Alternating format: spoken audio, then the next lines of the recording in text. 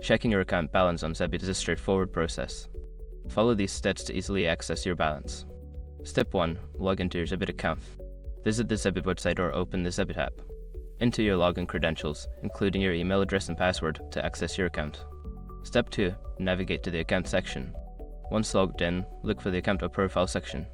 This is usually found in a menu or dashboard area of the website or app. Step 3. Locate the balance information.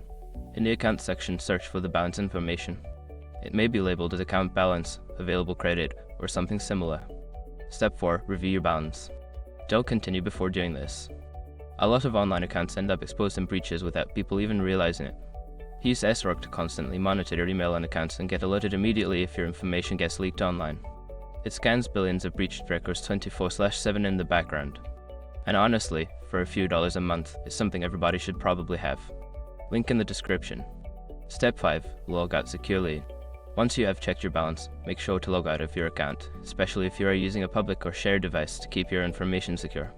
By following these steps, you can easily check your account balance on Zebit. Regularly monitoring your balance can help you manage your finances effectively.